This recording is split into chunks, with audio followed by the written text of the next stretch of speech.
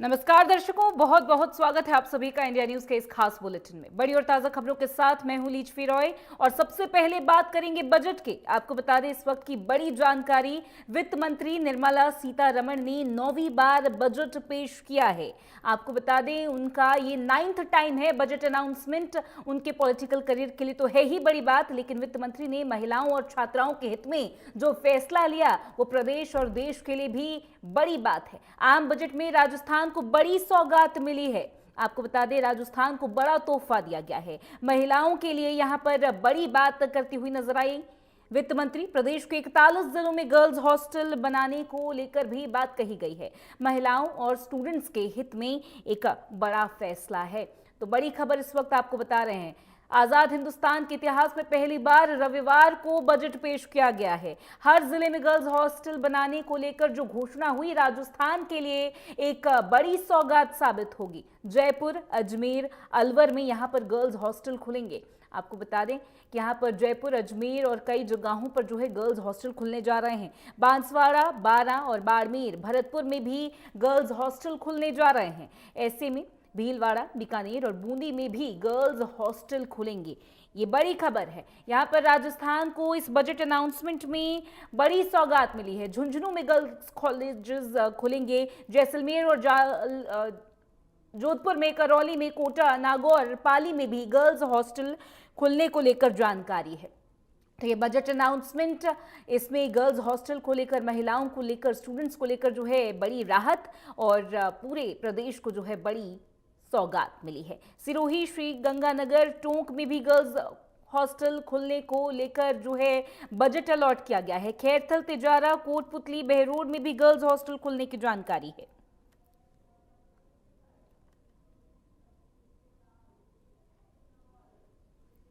तो राजस्थान को बड़ी सौगात यहां पर बजट अनाउंसमेंट में दी गई है। ओवरऑल भी यहां पर जो है बजट अनाउंसमेंट में बड़ी बातें हुई हैं। यहां पर पूरे भारत की जो है ग्लोबल स्टेज पर छवि, किस तरीके से बढ़ती हुई अर्थव्यवस्था की छवि यहां पर पेश की गई। आपको बता दें कि इसमें प्रदेश को बहुत से तोहफे दिए गए हैं। प्रदेश को यहाँ पर बड़ी सौगात मिली है। महिलाओं के लिए यहाँ पर जो है ऐलान काफी मायने रखता है। स्टूडेंट्स के लिए यह ऐलान काफी मायने रखता है। बजट 2026-27 में सरकार ने इंफ्रास्ट्रक्चर, इंडस्ट्री, ग्लोबल इंडिया की भी बड़ी तस्वीर दिखाई है।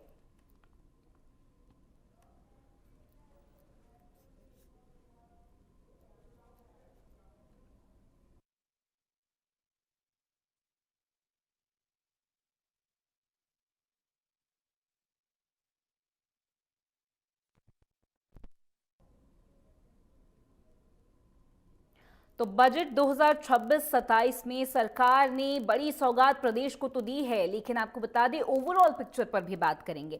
बजट 2026-27 में सरकार ने इंफ्रास्ट्रक्चर्स को लेकर, इंडस्ट्री को लेकर, ग्लोबल इंडिया की एक बड़ी छवि दिखाई है, एक बड़ी तस्वीर दिखाई है। इस बजट में एक सवाल लगातार उठ रहा है। आपको बता दें कि किन किन राज्यों को क्या क्या सौगातें मिली है, क्या चीजें सस्ती होंगी, क्या चीजें महंगी हो रही हैं, किस तरीके से जो है बजट का एनालिसिस होगा और किस तरीके से स्टॉक मार्केट इस पर रिएक्ट कर रहा है, वो सब देखने वाली बात है। बजट एनालिसिस यहां पर किया जाएगा। ये तस्वीर आप टीवी स्क्रीन पर देख रहे हैं। आपको बता दें ये बजट टीम की तस्वीर है। लगातार जो है मैराथन बैठकें हुई और यहां पर बजट टीम की तस्वीर आप देख रहे हैं। तो यहां पर बजट का ऐलान हुआ, बजट 2026-27 का ऐलान, जिसमें इंडस्ट्रीज, इंफ्रास्ट्रक्चर और ग्लोबल इंडिया की एक बड़ी छवि देखने को मिली है। एक बड़ी तस्वीर यहां पर जो है निर्मला सीतारमण वित्त मंत्री ने पेश की है। हम इसी को लेकर चर्चा करेंगे, ओवरऑल बजट पिक्चर को लेकर चर्चा करेंगे। हमारे साथ दो खास मेहमान जुड़ रहे हैं। हमारे साथ जुड़ रहे हैं बीजेपी से नेता अटल खंडेलवाल। सर, आपका बहुत स्वागत करती हूं इस डिस्कशन में जुड़ने के लिए। हमारे साथ जुड़ रहे हैं भारती कुमावत, कांग्रेस से नेता हमारे साथ जुड़ रही हैं। मैम, आपका बहुत स्वागत करती हूं। यहां पर एक तरीके से बजट 2026 और 27 फाइनेंशियल ईयर का जो है ये खास बजट पेश कर दिया गया है। इंडस्ट्रीज हो, इंफ्रास्ट्रक्चर्स हो या ग्लोबल स्टेज पर जिस तरीके से हिंदुस्तान की पिक्चर यहां पर देखी गई है, सबकी निगाहें टिकी हुई थी। तो इसको लेकर ही डिस्कस करेंगे। अटल जी, सबसे पहले आपसे बात करूंगी, ये बजट भारतीय जनता पार्टी द्वारा, सरकार द्वारा पेश कर दिया गया है। आम आदमी को बहुत सी उम्मीदें थी, यहाँ पर उम्मीदें थी, राजस्थान को, हर राज्य को यहाँ पर उम्मीदें थी, हर सेक्टर को उम्मीदें थी। अभी बजट का एनालिसिस तो होता रहेगा, लेकिन सबसे पहले आप किस तरीके से इसको एक्सप्लेन करेंगे, अटल जी? देखिए, ऐसा है कि बजट है वो जो भारत, विकसित भारत का माननीय प्रधानमंत्री जी ने जो सपना और संकल्प लिया है, उसी के अंतर्गत ये बजट है। और इसकी तीन मुख्य बातें है कि भी रफ्तार, एक तो प्रोडक्टिविटी बढ़ाकर आर्थिक विकास की गति को तेज करना। इसी के तहत जो कैपिटल इंफ्रास्ट्रक्चर के अंदर इन्वेस्टमेंट है, वो देखिए अब की बार 12.2 लाख करोड़ का करने का सुनिश्चित किया है। तो एक तरीके से वो जो स्ट्रक्चर्ड इंफ्रास्ट्रक्चर है उसमें बहुत तेजी आएगी। और दूसरी क्षमता कि अब तक क्या है कि जो एजुकेशन या दूसरी जितनी भी क्वालिटी डेवलपमेंट है या दक्षता थी, वो दक्षता तक ही सीमित थी। अब की बार माननीय वित्त मंत्री हैं सीतारमण जी ने कहा कि हम क्वालिटी इसके अंदर डालेंगे कि उनकी जो प्रोडक्शन की क्षमता है, स्किल की क्षमता है, एजुकेशन की क्षमता है, उसमें क्वालिटी एजुकेशन, क्वालिटी स्किल, इस तरीके के युवाओं को जो काबिलियत देने की बात कर रहे हैं, क्योंकि हम ग्लोबल मार्केट के अंदर अपनी क्षमताओं का विकास कर रहे हैं। तीसरा, सबका साथ सबका विकास, जो हमारा ध्येय वाक्य है कि हर परिवार और हर क्षेत्र के अंदर रोजगार सर्जन हो। ये तीन मुख्य ध्येय लेकर के हम आगे बढ़े और उसी पर हमारा मेन फोकस है। देखिए, एक और की भी आयात और निर्यात, ये दोनों का जो व्यापार घाटा है, हमारी पूरी चेष्टा है कि भाई निर्यात को हम बढ़ाते रहे। तो करीब करीब इस आप देखिए करीब 19% के करीब निर्यात बढ़ा है और आयात है उसको हम कम करने की कोशिश कर रहे हैं। ये एक हमारी वो है कि भी आज की तारीख में हमारे पास आप ये देखें कि जो टोटल रिजर्व है, विदेशी मुद्रा भंडार है, वो भी बढ़ाने की चेष्टा कर रहे हैं। अभी हमारे पास बहुत सस्टेनेबल 701.4 बिलियन डॉलर ये रिजर्व फंड है, जो भारत की अर्थव्यवस्था को स्थिर रखने में काफी योगदान देते हैं। और उसके लिए काफी, आपको ध्यान है मनमोहन सिंह जी के टाइम दो बातें थी कि एक तो 10 दिन का ही विदेशी मुद्रा भंडार बचा था, दूसरा हमारा रुपए का अवमूल्यन हो रहा था। तो उस स्थिति में देश वास्तव में परिस्थिति, वो काल बहुत ही संकट काल था। आज बहुत सारे इश्यूज है। आज देखिए दक्षता और जो एक तरीके से निरपेक्ष देश है, वो बहुपक्षीय देश है, वो वार्ता करके, रूल करके और व्यापार करे, वैसा सा सिस्टम अभी थोड़ा कम हो रखा है और राजनीतिक विचारधारा से इकोनॉमी हिल रही है। आप ईरान की इकोनॉमी देख लीजिए, आप अभी भौगोलिक संघर्षों में भी फंसे हुए हैं देश, रशिया यूक्रेन देख लीजिए, पहले ईरान देख लीजिए, अपने इर्द गिर्द भी अपन देखें तो बांग्लादेश, पाकिस्तान, अफगानिस्तान, जॉर्डन, लेबनान, श्रीलंका, नेपाल, सभी की इकोनॉमी हिली हुई है। भारत उसमें भी सबसे तेज उभरती हुई व्यवस्था बना है। 7.4 के करीब हमारी इकोनॉमी थी, इस बार 7 के करीब। माननीय सीतारमण जी है जो वित्त मंत्री हैं देश की, उन्होंने कहा कि हम 7% की ग्रोथ तो फिर भी लेंगे ही लेंगे। तो ये एक बहुत बड़ी बात है। और देखिए, ये बजट है वो आम आदमी के लिए, गरीबों के लिए और किसानों के लिए, ये तीन लोगों के लिए बेहतर है। देखिए, हमारा कोई भी देश अगर डेवलप कंट्री कहलाने की क्षमता रखता है तो उसके अंदर इंफ्रास्ट्रक्चर का योगदान होता है, और दूसरा जो आम आदमी है उसका जीवन कैसे सरल किया जाए, कैसे उसकी क्वालिटी को इम्प्रूव किया जाए, कैसे कोई गरीबी रेखा से जो नीचे जीवन यापन कर रहे थे उनको उस रेखा से बाहर किया जाए, उनको किसी भी तरीके का रोजगार दिया जाए, उनका श्रम का उपयोग किया जाए।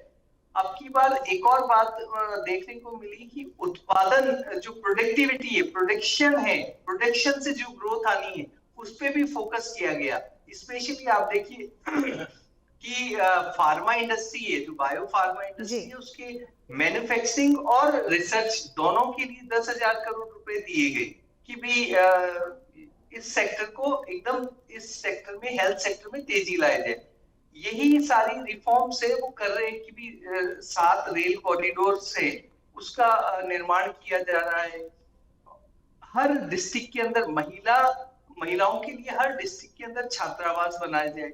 एक आईआईटी की तर्ज पर एक आईआईसीटी करके क्रिएटिव टेक्नोलॉजी के रूप में इंस्टीट्यूट विकसित करने की बात की है, जिससे हमारी डिजाइन दक्षता है वो भी इम्प्रूव हो। सर्विस सेक्टर को भी और प्रोत्साहन दिया गया है। यही सारा समग्र रूप से अगर मैं बोलूं तो बजट बहुत अच्छा है और भारत को विकसित करने की दिशा में अग्रसर किए हुए। ठीक है अटल जी, यहाँ पर 12.2 लाख करोड़ का रिकॉर्ड इंफ्रास्ट्रक्चर खर्च, इसके साथ ही एमएसएमई को चैंपियन बनाने का वादा है, किसानों की जो है आय बढ़ाने के दावे हैं और फिजिकल घाटा जो है यानी कि फिजिकल डेफिसिट घटाकर जो है 4.3% तक जो है लाने की बात यहाँ पर कही गई है। लेकिन सवाल तो सीधा सा है, क्योंकि ये तो एक लार्जर पिक्चर है जो हम लोग इसको देख रहे हैं, लेकिन अगर आम नागरिक यहाँ पर जो बहुत सी उम्मीदें और बहुत सी अपेक्षाओं के साथ जो है बजट अनाउंसमेंट को सुन रहा था, अगर वो सवाल करे तो बजट जमीन पर रोजगार और राहत कैसे देगा? अगर रीडिंग बिटवीन द लाइन करके एक बार डिटेल में समझाना पड़े तो आप क्या कहेंगे? देखिए, वैसे तो एनालिसिस अभी चल ही रहा है, लेकिन फिर भी इसको एक इस तरीके से समझना होगा कि जब हम विकसित राष्ट्र के सपने की तरफ और संकल्प की तरफ आगे बढ़ रहे होते हैं, तो आप ये देखिए कि जैसे महंगाई दर है, आज महंगाई दर, देश स्वतंत्र हुआ था ना भारत, तब से अभी तक के अंदर सबसे कम महंगाई दर पर हम खड़े हैं। आज के पिछले क्वार्टर में तो वो 2% से भी कम हो गई थी। तो जब महंगाई दर कम होना, ये मतलब निश्चित होता है कि विकसित राष्ट्र में क्या चीजें, उसमें महंगाई कम होती है, स्थिरता रहती है, उनका एक रुपए को लेकर अवमूल्यन वाली एक बात हो सकती है, लेकिन उसके लिए हमारे पास विदेशी मुद्रा भंडार काफी मात्रा में है और हम उससे ये अस्थिर, क्योंकि कई सारी इंटरनेशनल इश्यूज भी हैं जिसके कारण थोड़ा अस्थिर होता है रुपया, लेकिन उसका अवमूल्यन भी, मतलब निश्चित रूप से उसको नीचे भी लाया जाएगा जी। ये हमारी प्राथमिकताओं में से है। तो जो व्यक्तियों का विकसित राष्ट्र में जैसे ब्याज दरें कम होती है, तो ऐसा ही भारत में भी उसी दिशा में आगे बढ़ रखे हैं कि भाई जो इलेक्ट्रॉनिक उपकरण है, जो आवास है, जो पर्सनल लोन्स है, उसकी ब्याज दरें घटाई जाए, तो वो आम आदमी के लिए राहत है और वो उसको सरलता से वो पैसे मिल जाए। कि जो जैसे आप पर्सनल लोन है, पहले आप देखिए पर्सनल लोन लेने में कितनी समस्याएं आती थी, आज तो इतनी कंपनीज है, इतनी माइक्रो फाइनेंस कंपनीज है जो आपको पर्सनल लोन भी देती है, बिजनेस लोन भी देती है, एमएसएमई स्कीम में भी देती है, बहुत सारे मुद्रा लोन, पीएम मुद्रा लोन का आप जानते ही हो। एक स्वास्थ्य को लेकर के आयुष्मान भारत है, उसको थोड़ा सा इन्होंने उसका लार्ज वो किया है। 17 कैंसर दवाइयां जो कि बाहर से आती थी, उन पे इंपोर्ट ड्यूटी कम की है। तो ऐसी बहुत सारी इश्यूज हैं जिस पर कि बहुत पूर्वोत्तरी राज्य हैं, उसके अंदर हर जो डिस्ट्रिक्ट हॉस्पिटल है, पीएचसी, सीएचसी, उसको और बढ़ाने की बात की है, वहां पर जांच के सिस्टम है वो और इंक्रीज करने की बात की है। तो ये सारा देय मोदी जी और माननीय जो वित्त मंत्री हैं उनका ये है कि एक राष्ट्र के विकसित होने में वो एक विचार है ना कि भी सबका विकास सबका साथ, तो इसी पर फोकस दे और उसके अंदर पूरा राष्ट्र भी योगदान देने की बात की कि क्षमता, जो लोगों की काबिलियत है उसको बढ़ा दिया जाए। ये भी एक हमारा जो 3 विजन है उसमें से एक है। तो देखिए, राहत ऑटोमेटिक आती है जब इंफ्रास्ट्रक्चर अच्छा होगा, सुरक्षा अच्छी होगी, स्वास्थ्य अच्छा होगा, एजुकेशन अच्छा होगा, तो आपको खुद को, आम व्यक्ति को लगेगा कि भारत के अंदर जीवन यापन का स्तर अच्छा हो गया है, बेशक। तो बढ़ा है। और इसमें लिविंग स्टैंडर्ड को लेकर जो है एक बड़ा फोकस यहाँ पर इस बजट में रहा है, ऐसा आप कह रहे हैं। बात करूंगी भारती जी आपसे। भारती जी, यहाँ पर जिस तरीके से अटल जी ने कहा कि बजट ने ये जो एक ग्रैंड पिक्चर हिंदुस्तान की दिखाई है, ग्लोबल स्टेज पर तो ये बिल्कुल देखी जा सकती है, और डिटेल्स में भी अगर देखा जाए तो लिविंग स्टैंडर्ड पर एक बड़ा फोकस रहा है। इंडस्ट्रीज, इंफ्रास्ट्रक्चर और कैपेक्स को लेकर भी यहाँ पर बात कही गई है। आप इस बजट को कैसे देखती हैं? आपको क्या लगता है, कांग्रेस को क्या लगता है कि क्या ये बजट सिर्फ इंडस्ट्रीज और कंपनियों के लिए है, या फिर ये देश के नागरिकों के लिए भी फायदा पहुंचाएगा? क्या कहेंगे, क्या रिएक्शन है आपका? हाँ जी, जिस तरह से अटल जी ने अभी बजट की बात करी और रुपये का अवमूल्यन, इन्होंने एक महान अर्थशास्त्री जो उस वक्त मनमोहन सिंह जी थे, उनकी आलोचना करना मैं समझती हूँ कि नितांत ही दुखदायक है। हमने जब इनकी 2014 में सरकार आई थी, तब रुपये का मूल्य हमने दिया था 58 और समथिंग, और आज जिस स्थिति में रुपया मोदी जी ने पहुंचा दिया है, मतलब पूरे वर्ल्ड की सबसे वर्स्ट जो कंडीशन है, आज जितने भी यूरोपियन कंट्रीज हैं, टका है, यूरो है, पाउंड है, सबसे वर्स्ट जो स्थिति है आज वो भारतीय रुपये की है। मतलब एक शर्मनाक स्थिति के दौर से हम गुजर रहे हैं। भले ही भारतीय जनता पार्टी बैनर लगा के सोशल मीडिया पे अपनी पीठ थपथपा ले, बजट का मतलब होता है कि आम जनता को, महिलाओं को, गरीब जन को, असहाय लोगों को, पिछड़े वर्गों को, दलितों को आपने क्या सुविधाएं मुहैया कराई, ये बताई जाती तो ज्यादा अच्छा होता। जिस स्थिति में आज हमारा देश गुजर रहा है, एक राजस्थान की ये बात कर लेते हैं कि महिलाओं के लिए हॉस्टल बनाएं। अरे जी। महिलाओं की सुरक्षा की बात करते तो देश की महिलाएं भारतीय जनता पार्टी की सरकार के और बजट के समर्थन में खड़ी होती। जिस तरह से महंगाई, जिसकी बात करते हैं, महंगाई ने आज आम जन की कमर तोड़ दी है। बजट घोषणा से पहले तो इन्होंने कॉमर्शियल गैस सिलेंडर पे, सीएनजी पे 50 रुपए बढ़ा दिए हैं। ये जिस तरह से विकसित भारत की बात अभी अटल जी कर रहे थे, विकसित भारत का मतलब है गरीबी से मुक्ति, 100% शिक्षा का स्तर अपडेट होना, सर्व सुलभ स्वास्थ्य। क्योंकि जो सरकार के पास जो पैसा होता है, अभी इन्होंने स्वास्थ्य सेवाओं की हम बात करें, इन्होंने 2025 में मात्र 2% इन्होंने उस बजट का जनता पर खर्च किया है, और 98% बजट ये सेविंग में डाल दिया जाएगा और सरकार अपनी पीठ थपथपा लेगी। इससे राज्य सर और मध्य प्रदेश में जिन हालातों से अभी वहां का आमजन गुजरा है, जो 29 मौतें हुई है, यदि स्वास्थ्य सेवाओं पर ये बजट खर्च किया जाता तो शायद देश में इस तरह की नौबत नहीं आती। आम जन की मौतों से पूरा देश कराह नहीं रहा होता। तो निस्संदेह जिस तरह से मोदी जी का ही एक बहुत सशक्त कथन था कि यदि रुपया गिरता है तो प्रधानमंत्री की साख गिरती है। मनोज तिवारी जी इनकी सरकार में बोले थे कि हमें रुपया गिरे या बढ़े, डॉलर गिरे या बढ़े, हमें इससे क्या मतलब है, हम तो जेब में कैश लेकर चलते हैं। तो मैं ये समझती हूँ कि जिस तरह की बात भारतीय जनता पार्टी ने अपने बजट में करी है, वो देश की गरीब जनता के लिए, महिलाओं के लिए, किसानों के लिए अच्छी नहीं है। जिस महंगाई से हम गुजर रहे हैं, वो देश के लिए एक नितांत ही बड़ा दर्दनीय दौर है, जिसकी हम सराहना कतई नहीं कर सकते। हाईवेज के टोल की हम बात करें तो देखिए, जयपुर अजमेर दिल्ली हाईवे जो देश का माना हुआ हाईवे है, साल दर साल उस टोल में बढ़ोतरी हो रही है। 5 वर्ष में नेशनल हाईवेज का जो टोल है 2.77 लाख करोड़ इन्होंने वसूली करी है। 2024-25 में 61,408 करोड़ की वसूली हुई है। क्या इन टोल पे से आमजन नहीं गुजरता है? क्या गरीब नहीं गुजरता है? क्या उसकी जेब ढीली नहीं होती है?